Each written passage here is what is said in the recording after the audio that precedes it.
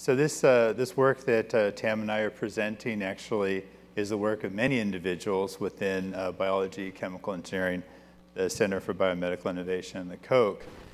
And here's the team. So Tony is listed there in biology, Scott, Shaw, Tam, and me who are presenting for the group, Paul, Yorgos, Musa, Stacy, Jackie, Caleb, and Andy.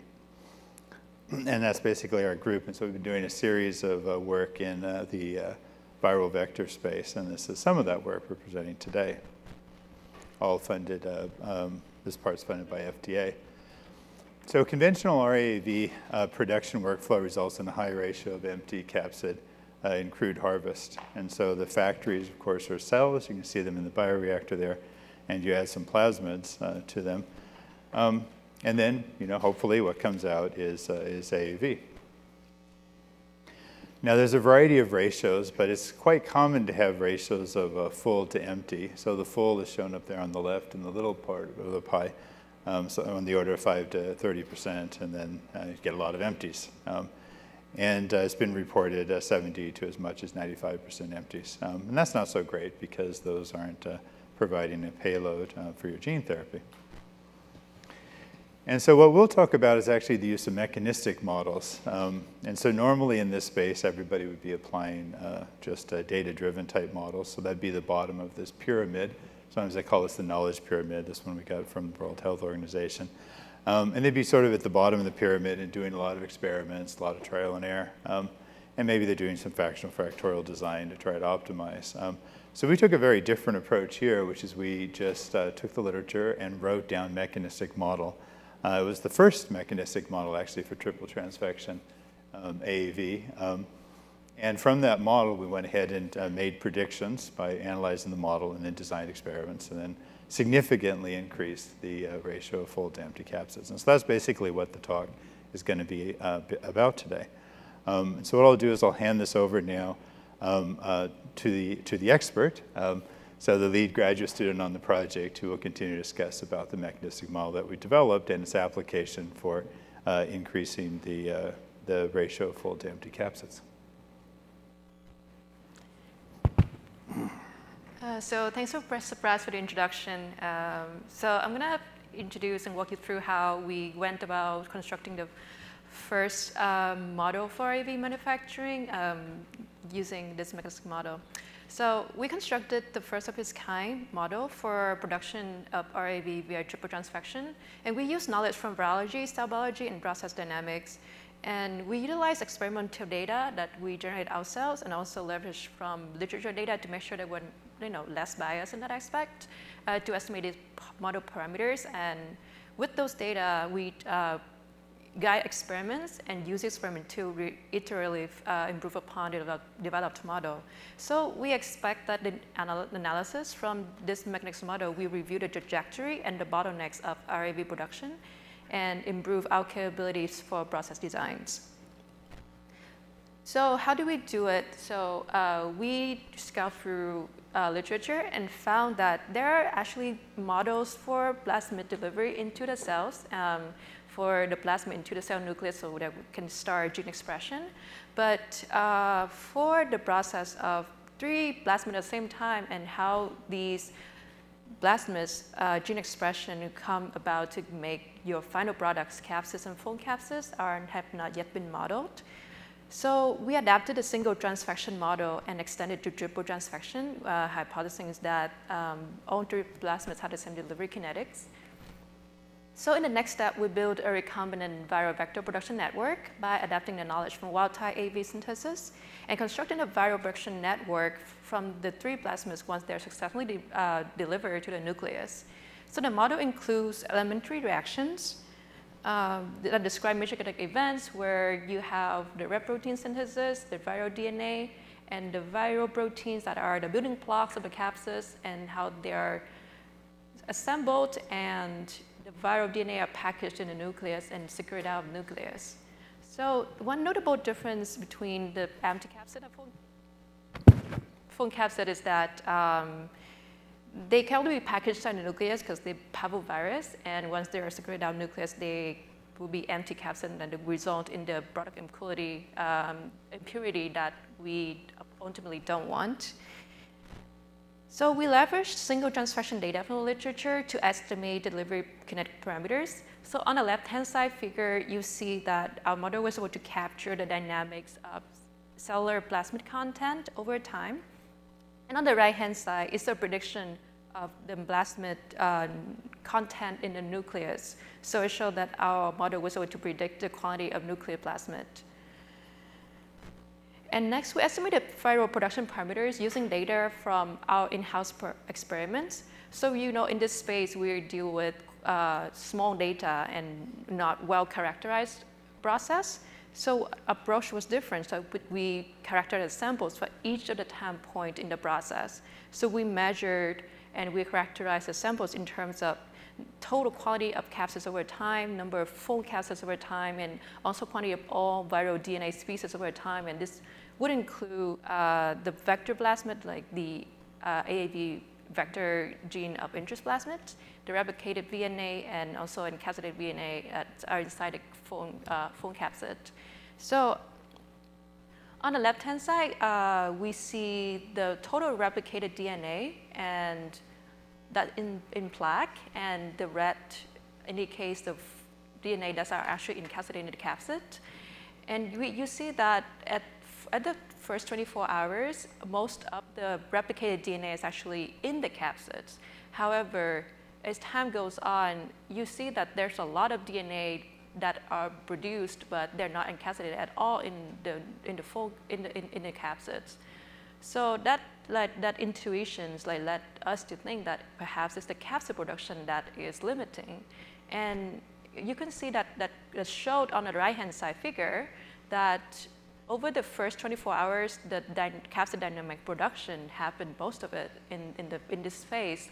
And the capsid production for both total plasmid and total capsid and full capsid plateaued right after that. So it could very well be that the reaction where you have the viral packaging into the capsid production, the capsid number in the nucleus that are the limiting step. So before we did our analysis, we benchmarked our model to the productivity at different plasmid ratios input to verify that our model has somewhat predictive capability. And this data is from the literature, but then they use a quite similar production platforms. We were able to compare these two.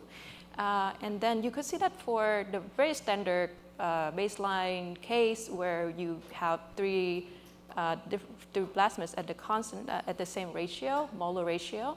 That is the 1.1 here, and we could see that our model was able to predict which one would give the best improvements compared to the base case. That is when you have a balance between the helper plasmid and the packaging plasmid. So to identify where the bottleneck of the process is, we did a simulation of all the model species and also simulated reaction rates over time. And we found something that is interesting that you could see here. So for the capsid and synthesis and DNA replication dynamics, there's a mismatch here that most of the capsid synthesis is produced over the first phase of the process. And I believe this is lined up to before 24 hours. And later, the DNA replication really peaked really later on when you already have all the capsid synthesis here. And the reason for the capsid synthesis to taper off because red protein is known to downregulate its own gene expression, which is on the rep cap plasmid.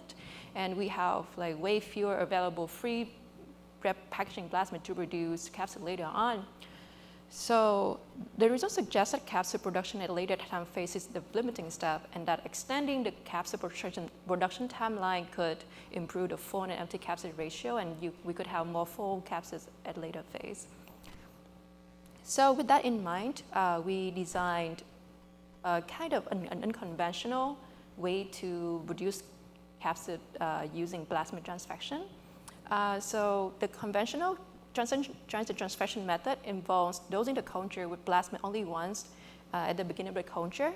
So we call this the multi-stage transfection method, in which we feed the cells with a plasmid multiple times over the production timeline, with the goal of reducing the empty particles. And okay, sorry about that. So this is the outline of our experimental design. So we use the constant total amount of plasmid, only that we divide them up to different amounts. So this is the whole dose at the same time, and then we split the dosage in half and then transfect them at different times. And then we split the dose in 3 and then transfect them at 3 times. So we split them equally. And in this experiment, we actually involved more measurements than even the last time. And we measured the rep protein, we measured 3 different plasmids, we measured total replicated DNA, and obviously the total capsid and folic acid, which is the critical product quality. So here's the results. First, I wanted to emphasize about the cell viability and cell density, which is very, very crucial for producing, because only viable cells, live cells, can produce viruses. And this experimental design gave us the opportunity to characterize the transfection-dependent dynamics of cell growth and death, which in turn affect the production capability, as the transfection reagent is well known to induce cytotoxicity to the cells. So in these figures, 1-stage transfection is color-coded in blue, 2-stage in purple, and 3-stage in green, and it will stay the same for all the other figures you will see. So as expected, spreading out transfection in small dosage resulted in greatly improved cell density and viability. As you can see, it didn't drop as much. For dosing the culture all at once, you see that the viability dropped immediately, and it reached 60% by day 5. Whereas the viability for the 3-stage transfection culture remained quite robust until even day 5, it stayed around 80%. And because it has been in analysis in data, I found that the dead cells actually have compromised membrane that make them lose their ability to bind with the transfection reagent. So it wasn't to no surprise that the multi-stage transfection experiment was able to produce more, we could see more plasmid uptake later on in the cell culture, because we have more live cells and we have more plasmid uptake. So that's very encouraging results. So now, once the plasmid delivered and the viral components are starting to express, and it starts with the rep protein. And you see that the multi-stage transfection has a delayed peak and lower peak than when you dose on the plasmids at once. And despite having more plasmid copies in the cells compared, like as shown is in the previous slide and figure. So we rationale this by the fact that even though you have more plasmid, this culture has already gotten to its later stage, and there's quite a lot of byproduct built up, and notably ammonia, and those actually came back to inhibit the ability of the cells to express, to translate to produce proteins later in the culture. And then the protein then triggers the replication of viral DNA, hence the name. So unlike the dynamics of rep protein synthesis shown in the previous slide, the amount of viral DNA is quite comparable across transfection methods. So you could see that even though the total copies of replicated viral DNA, there are differences from different number of stages, but with errors bars accounted for, we don't see a lot of differences. So they're quite comparable. So results suggest that although the rep proteins is essential for viral DNA replication, the kinetic is not sensitive to rep protein concentration. Once a certain amount of rep is already there to trigger the reaction. Now, I'm going to move on to maybe give a bit of background on how we think about the process and model it. So next to rep protein is obviously viral proteins and capsid assembly. Once we have the capsid, the rep protein is also known as being a catalyst for viral capsid packaging. And now we have empty capsids and full capsids, and they're in the nucleus. Now they have to go to the cytosol, and they have to secrete to the media. So they have to go through a few steps to get outside. And what's interesting is that these viral capsids, even though AAV is known to be quite stable, but they can be degraded in the cytosol by cellular nuclease, protease, sorry about that.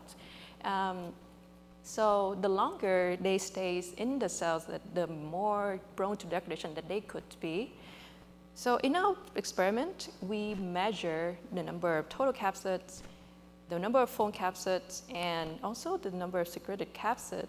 So these allowed us to see what's really going on and constrain our model. So moving on, I'm going to show you the data for total capsids produced in total and also outside the cells. So you could see that there's a clear differences between the total capsids produced by 3 different experiments. And you could see that this mirrors somewhat the level of differences in the rep protein production. So because of the protein, the gene expression capability differences such that I discussed. So we don't see a like immediate level of the number of capsids compared to rep protein. This reason being that assembled capsids are less prone to degradation compared to individual proteins. And also this kinetics is also affected by the number of rep proteins available in the cell, because then rep proteins are known to upregulate the P40 promoter of cap gene.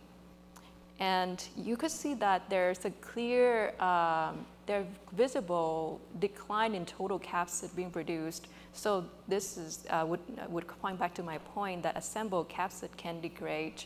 And this could be a quite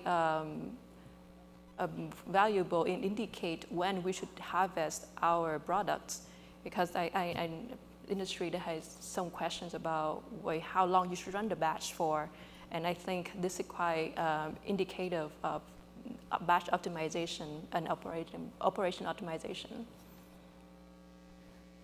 So now we will focus on the final product where the viral DNA is packaged inside the capsid. So you can see that despite some minor differences, the total amount of foam capsids we achieve across 3 different experiments are quite comparable. But what is really the improvement here is the foam to total capsid ratio. So you see that we saw a lot of total capsid produced for the 1 stage for the conventional method, but we don't see a lot of differences in the foam capsids being produced. So the bottom line here is that we were able to achieve a greatly improved foam to total capsid ratio without compromising the viral genome titer, and that our model was actually able to capture on differences across transfection methods.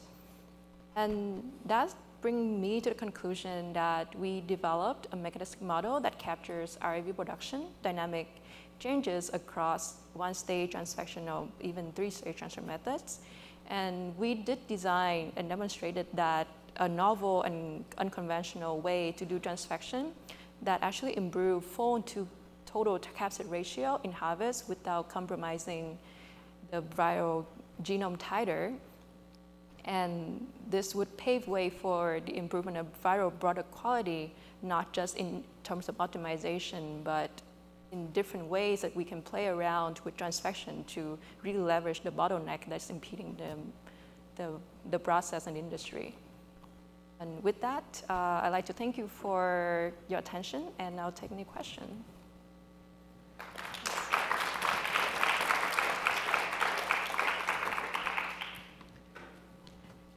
Okay, it looks like we have 2 questions.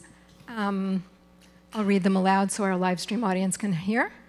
What changes can you make to enhance the production or stability of the full capsids? This is a great question. So we are we have some ideas in mind that we're actually carrying out. So, so from the indications of the model that you could think about aligning these timeline of viral production components actually would greatly improve your product. So one way that you could think of, you could play around with adding these plasmids. So we add all the plasmid in 3 different stages, but you could actually actively select which components are lacking at each stage and add those appropriately. So I believe that using model-guided experiments can actually be very beneficial in these experiments. Yeah, that's a good answer. One sort of maybe implicit there is, why did we focus on the ratio, right? Why didn't we focus on just increasing the total to begin with? The full to begin with. And actually the reason is that downstream from this process, there's a separation that has very poor yields, which is union-ion exchange, to separate the two, because the capsids are very similar. So we focused on this part first as a first case study, because that gave us, if we could get it high enough, the ratio, you could actually skip that other step, which has like 50% yield, and get rid of the unit operations. That's why we sort of focused on that. But of course, now that we're getting progress there, now we're switching our focus to increasing total. So, well, increasing total full, I guess, or the total amount of full. Okay. Have you done cost analysis of transfecting once and getting 30% filled capsids versus transfecting multiple times to increase the percent filled capsids? Thinking about the cost of actually carrying out the multiple versus the single. Oh, the cost would be the same. The only cost that would be additional is labor costs, because I think there might be some point that maybe didn't get through, is that we use the same number of total capsids, total plasmids. We just divide them up to different smaller doses every time. Yeah, the cost is basically the same. And we, you could have labor, but in our lab, including with collaborations with CBI and elsewhere, is that, we do fully automated systems all the time. So then you can get rid of that excess labor cost. So. Even better. How do you ramp up the multi-stage transfection to a commercial scale? I believe, this is a great question, because I do a lot of bench scale, so this is maybe a naive thing to say, but I imagine you could add plasmid at different time. Is that?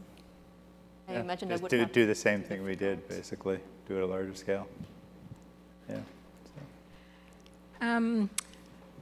Practical implications of implementing triple process in production. I think you answered that question. Yeah. Would you observe a similar 3-fold increase in full to empty ratio with 3-stage transfection approach if you adjust your model parameters to get to the higher end of typical full to empty ratio? I'm not sure I understand that, but. I think it would be. So it would. Well, the thing is, we're doing our optimization of the process, right? We're not optimizing model parameters. Model parameters coming from the biology, fitting to data. So we optimize operational parameters, such as the way we do the feeding for the plasmids. So I don't fully, I guess, we're not like trying to do model parameters to get some optimization, because that's not what matters in the real system. The real system, what matters is the operational parameters. That's what we're focused on. So. Okay. And is this model true for all serotypes? So I did discuss this in the later part of the published model, that it serves as a framework. And it's not guaranteed to be true for the serotypes, because the secretion rate is different. Some serotype doesn't really secrete at all in AAV2. So you would have to tune your parameters for your purpose and just aligned. But I think it would serve as a robust framework for you to apply. Yeah, no, it's a good answer. I think the thing is like Tam was saying, is that you're going to see some differences. But what we saw in this case, right, so when we did the first model, there was a lot of uncertainty in the parameters, right? It's the first model. And it isn't like there's huge amounts of data we had access to. But by doing a simulation of the model to see where there was a mismatch of production of two intermediates that was needed to give full capsids, that was enough information to have us think of a particular type of operational procedure that we had pretty good confidence would be in the right direction. So instead of doing a lot of trial and error experimentation in refraction factorial, we did a very different kind of design motivated by a model and then implemented and just took a big step right away. And so that's really the strategy we try to do in all of our projects. That's always the goal, right? Do as much as we can in the computer, get as much as we can from what's known in cellular biology and data that's available, take all that learning into a model, and then make the kind of decisions appropriate at that level of uncertainty and take a step forward. Now, we're going to switch to another serotype. What you would do is there's this thing called transfer learning, right? So you could start this with a basis and then say, oh, by the way, some serotype you can't excrete. Okay, well, we'll just set a 0 to that parameter. There'd still be a lot of uncertainty, but there's only a lot of uncertainty in our model too, right? And we got a lot of value out of it, so. Well, thank you very much, Professor Braatz and Tam Nguyen.